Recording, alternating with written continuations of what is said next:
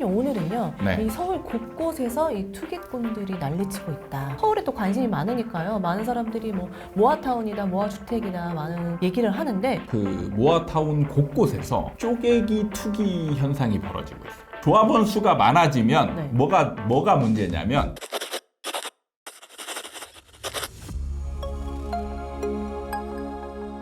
반갑습니다. 아파트 사이클 연구소 소장 이현철입니다. 배짱입니다. 반갑습니다. 네. 선생님 오늘은요 네. 이 서울 곳곳에서 이 투기꾼들이 난리치고 있다. 네. 투기꾼들이 난리치고 있고 그 현장에서 네. 또 갈등이 심화되고 있다.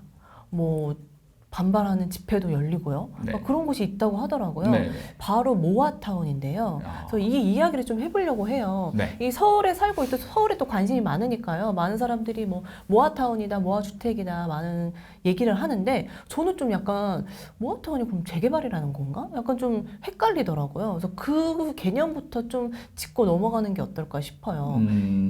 그렇죠. 일단 모아타운은 재개발의 일종이에요. 쉽게 말하자면 재개발을 좀 쉽게 빨리 할 수 있도록 요건들을 크게 완화시킨 그 제도다 이렇게 보시면 돼요. 그러니까 뭐냐면 재개발을 하기 위해서는 재개발과 이제 재건축의 차이점을 아시겠죠. 모르시는 분이시면 따로 이제 공부를 하셔야 되고 네. 저희가 이제 시간이 너무 많이 할애되는 게 아니기 때문에 일단 생략을 하고 간단하게 얘기하자면 재건축은 그냥 아파트를 새로 짓는다. 그리고 재개발은 이제 아파트를 제외한 지역에 보면 우리 흔히 뭐 달동네라고 하죠. 이런 느낌이 나는 빌라나 뭐 상가, 단독주택 뭐 이런 것들이 그 모아져 있는 그래서 도로도 막 굉장히 좁고 주차하기도 힘든 이런 지역이 서울에 곳곳에 많거든요. 네. 그러니까 이것을 한꺼번에 다 허물고 여기에다 아파트를 짓는 이런 거를 이제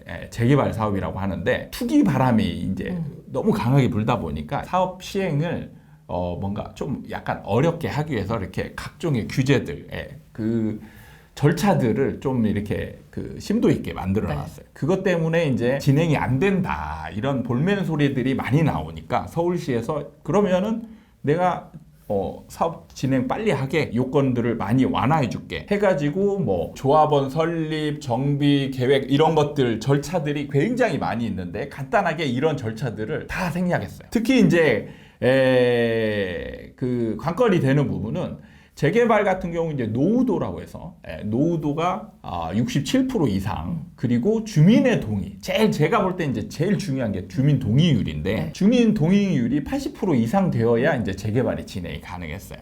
근데 모아타운 같은 경우는 노후율이 50%만 돼도 진행을 할 수 있고 주민 동의율이 30%만 돼도 진행할 수 있게 이렇게 만들었단 말이에요.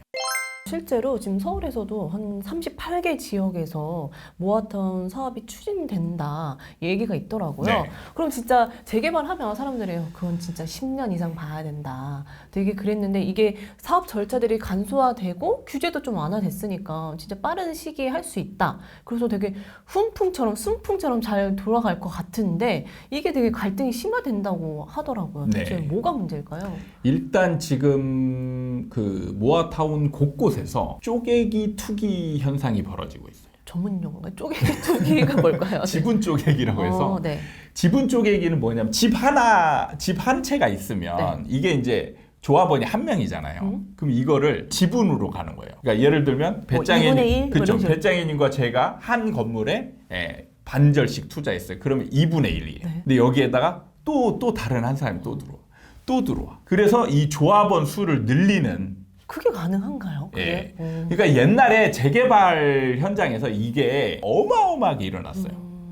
그래서 이제 이런 것들을 쉽게 못하게 해놨는데 지금 모아타운에서 이제 이런 현상이 생기고 있는 거예요. 그럼 지분 쪼개기가 된다는 거는 소장님이 방금 말씀하신 것처럼 조합원 수가 많아진다는 건데. 그렇죠. 조합원 수가 많아지면 뭐가 문제냐면 사업 수익률이 낮아지게 돼요. 그러니까 예를 들면 자 어떤 현장에 100명이 조합원이 100명이에요. 그럼 이 사람들로 사업을 진행하게 되면 조합원들이 얻어갈 수 예를 들어서 이제 그 아파트를 여기서 짓는다. 그러면 이 사람들은 100채에 각각 한 채씩 얻어가고 뭐 현금을 받기도 하고 이런 식의 사업이 진행되는데 이게 만약에 그냥 1000명으로 늘어났어. 똑같은 현장에. 그러면 이거를 나눠야 될 거 아니에요. 네. 그럼 나누는 과정에서의 갈등, 그 다음에 이 수익 배분 이런 것들이 결국엔 쪼개다 보면 각자 개인들이 가져갈 몫이 줄어들겠죠. n분의 1 하게 되니까. 그래서 이 쪼개기 때문에 사업 진행이 일단 어려워지게 돼요. 기존에 있던 원주민들이 반발을 하는 게 그 부분인 건가요? 일단은 조금 다른 양상일 수 있는데 네. 원주민들은 이게 뭐냐면 일단은 이 지역들이 사업성이 아주 좋은 데가 아니라는 거예요. 사업성이 아주 좋은 데에는 이미 사업성이 좋기 때문에 사업이 시작됐거나 이미 완성됐겠죠. 근데 상승장에서 사업이 진행이 안 되고 밀렸다라는 거는 그만큼 이 일반 분양이나 뭐 아니면 이미 이제 가격이 많이 너무 올랐거나 네. 그리고 오른 상태에서 들어온 조합원이 많거나 그로 인해서 사업성이 안 좋아졌다는 얘기예요. 그런 지역에 이제 모아타운들이 선정이 되기 때문에 일단 원주민들 같은 경우 기존에 살던 사람들은 이 재개발의 과정을 이미 다 검토를 했을 거 아니에요. 검토를 했기 때문에 이 수익성이 별로 좋지 않아. 그런데 이 원주민들의 특징이 뭐냐면 자, 외지 투자자들은 빌라나 뭐 이런 것들을 위주로 지분 쪼개기에서 아주 작은 걸 갖고 있는데 원주민들은 뭐냐면 다가구 주택이나 네. 그러니까 다가구 주택의 특징은 뭐냐면 지금도 수익이 발생하는 거예요. 가만히 있어도. 월세가. 그렇죠. 월세 수익을 놓거나 원룸으로 이렇게 놓거나 아니면 이제 상가주인. 상가는 지금 장사를 하고 있기 때문에 네. 아무리 이게 허름한 지역이어도 사람들이 살고 있기 때문에 여기서 임차를 놓고 거기서 드리는 월세 수익. 그러니까 약간 뭐랄까 사업이 진행이 안 돼도 충분히 버틸 수 있는 그리고 수익이 형성되는. 근데 문제는 이 사람들이 사업이 진행이 되잖아요. 그러면은 이제 멸실이 될 거 아니에요. 네. 그동안에 자기가 벌어들였던 수익은 안 나오는 거예요. 그런데 여기서 이제 문제는 이렇게 벌어들였던 수익보다 사실 개발되고 나서의 수익이나 이런 것들이 훨씬 크면 같이 동의하겠죠. 근데 이 사람들은 그 과정에서 비교해 봤을 때 굳이 이렇게 사업을 시행하는 것보다는 지금 있는 이 상태가 훨씬 더 자기한테 유리하다라고 판단한 거예요. 그런데 문제는 기존에 그런 재개발 상태였는데 또 불구하고 모아타운으로 형성되면서 지분 쪼개기로 투자자들이 들어오면서 조합원이 늘어났죠. 네. 그러면 이분들 입장에서 수익성이 훨씬 더 낮아진 거예요. 기본적으로 이 모아타운을 추진하는 동네가 사업성이 낮은 지역인데 거기에 조합원이 더 들어오면서 수익성이 떨어지니까 그렇죠. 훨씬 떨어지니까 이 사람들은 자기가 판단했을 때 이 사업을 추진하는 게 훨씬 더 손해라고 보는 거예요. 근데 좀 이해가 안 되는 게 소장님 이게 모아타운이 지금 아직 결과로 나온 걸 제가 몰라가지고 네.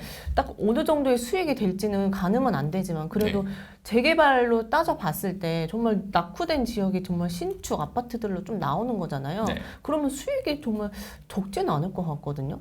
그게 착각인 거예요. 그게 착각인 게 상승장에서의 있었던 상황을 지금도 그대로 대입하는 거예요. 그러면 안 되는 게 상황이 변했잖아요.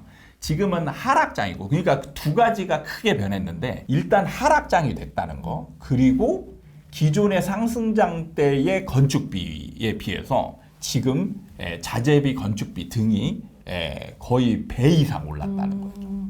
그러니까 이 집 자체의 그 시세 차익을 얻을 수 없다는 게 보이는 거고 그렇죠. 그걸 뭐 진행하지 않아도 이미 나는 수익이 발생하고 있으니까 네. 그거를 굳이 그러니까 뭐 크게 내려놓겠냐. 보면 일단 옛날에 만약 상승장 때 조합원들이 많이 들어오지 않은 상태에서 하면은 추가 부담금이라고 하죠. 그러니까 뭐냐면 원래 이제 사업 계획이라는 게 생기면서 거기에서 이제 그 계획이 나와요. 그리고 그 계획 하에서 좀 비용이 더 들어가는 거. 이게 이제 추가 부담금이에요. 그래서 총 합치면 이게 부담금이 되는 거예요. 총 합친 추가 부담금과 원래 부담금 이걸 합한 금액이 사실은 이것보다 신축으로 됐을 때의 가격이 훨씬 높아야 수익성이 생기는 거잖아요. 네.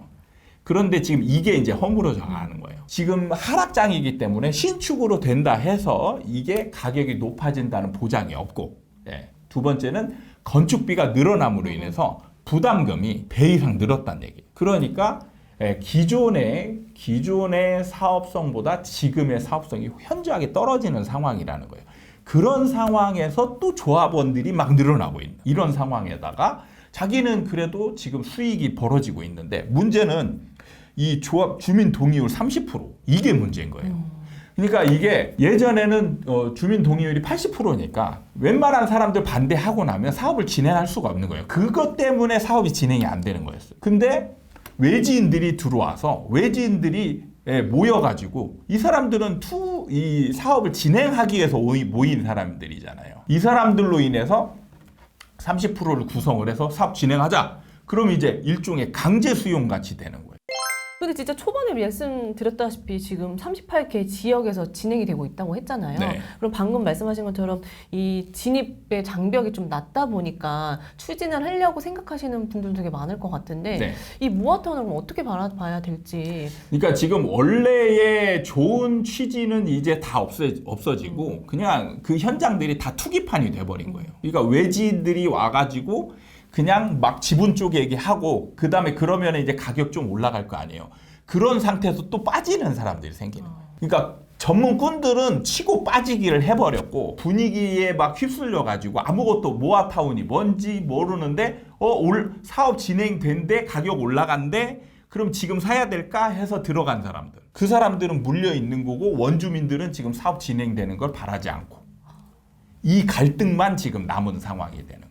그럼 앞으로 이게 어떻게 흘러갈지도 좀 많이 궁금해하실 것 같아요. 그러니까 지금 보면 이제 서울시에서 이 투기 대책을 내놓겠다 이렇게 얘기를 했는데 그러면 이제 뭐냐 한껏 완화시켰던 규제나 이런 것들이 이 강화될 가능성이 많죠. 그것 때문에 지금 많은 지역이 추진을 했던 건데 네. 그걸 다시 높여버리면 또 거기서 또 잡음이 또 생길 수도 있을. 그러니까 지금은 제가 볼 때 너무 서울 오세훈 시장이 사람들의 이 투기 성향, 투기 심리를 간과한 채 과거에 뉴타운 네. 그 환상을 너무 그거를 쉽게 본 게 아닌가 이런 생각이 들면서 너무 규제를 확 풀어버리면 결국엔 사업 진행도 안 되고 투기꾼들의 그런 놀이터로 변질되는 그런 상황들을 간과했던 게 가장 큰 문제라고 생각을 합니다. 오늘은 이 서울 곳곳에서 지금 갈등이 심각해지고 있다라는 모아타운에 대해서 이야기를 해봤어요. 저도 모아타운이 그냥 어렴풋이 어떤 거 재개발 비슷한 거 이렇게만 알았는데 네. 오늘 소장님 말씀을 들으니까 좀 확실하게 좀. 그러니까 좀 어떻게 보면 이제 구독자분들에게 좀 도움을 드리는 말씀을 하자면 어떤 제도가 생겼을 때 그 제도의 취지만 보고 뭔가를 판단하시면 안 되는 게 이걸 대하는 사람들의 태도가 너무 열광적이어도 오히려 그게 독이 될 수 있다라는 거예요. 딱 모아타운이 그런 거네요. 네. 알겠습니다. 이렇게 마무리하도록 할까요? 네. 네. 오늘도 저희 아파트 사이클 연구소 채널을 사랑해주신 여러분께 감사드리고 다음에 도움이 되는 영상을 가지고 또 찾아뵙도록 하겠습니다. 감사합니다. 감사합니다.